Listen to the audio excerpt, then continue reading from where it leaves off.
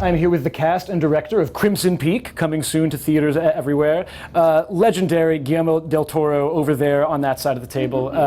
Sir, you're no stranger to the genre of horror, but Crimson Peak seems like it's rooted in a lot of different kinds of horror films and horror cinema. What are the inspirations for you when you were making this movie? It's really a gothic romance, which means it's not a hardcore horror film. It's scary. It has the trappings of a horror film in some of the visuals, but it's actually closer to a fairy tale in a way.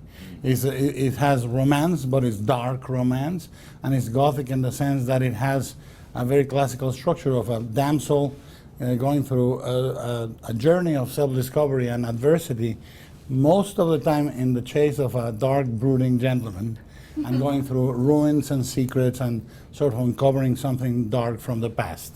And it's spooky.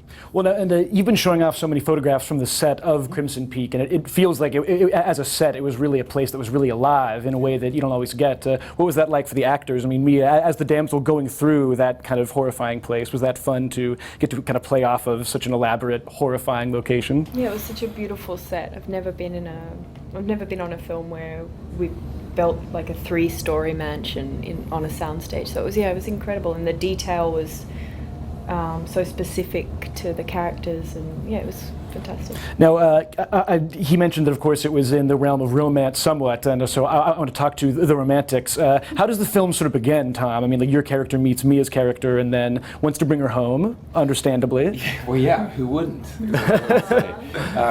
So I play a character called Sir Thomas Sharp, and he's a young baronet who lives in a dilapidated mansion in the north of England called Allerdale Hall, which sits on Crimson Peak.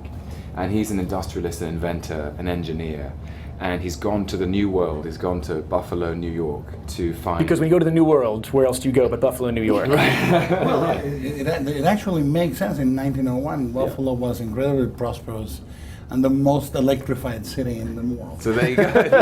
Super modern. So it's a big shout out to Buffalo. Cutting edge in 1901. And so he has his own particular energy. He's quite an outgoing spirit, and he loves traveling, and he has a lot pulling him back into the past. His inheritance, including his sister. He lives in Allerdale Hall with his darling sister Lucille Sharp, and there is a sense that both Thomas and Lucille have a very complicated inheritance. They haven't just inherited the mansion; they've inherited the past that comes with it. Which seems pretty lighthearted and not a lot to worry about there. It's a rom-com. Let's just be honest. So he goes and he meets Edith Cushing, who is a curious and spirited soul, and they make a connection and they go back home. And at which point the sister enters the equation. Yeah. Jessica Chastain, who is Lucille Sharp? Lady Lucille Sharp. I apologize. I play Tom's hovering sister, and she at first is a bit cautious of his newfound love of Edith, and then she becomes more frightened the more obsessed he becomes with Edith, and we don't know if she's going to take Edith under her wing and protect her, or if she's going to manipulate the situation. And we'll find out on October 16th. She seems very mysteriously kind of like rooted in whatever the history of Crimson Peak and the house is. She's rooted in the house, basically.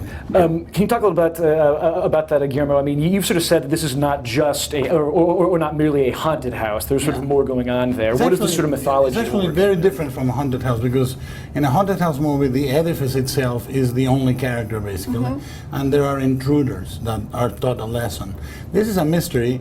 The house is more like a killing jar. It has trapped a few things that were alive and keeps them, but it has no conscience.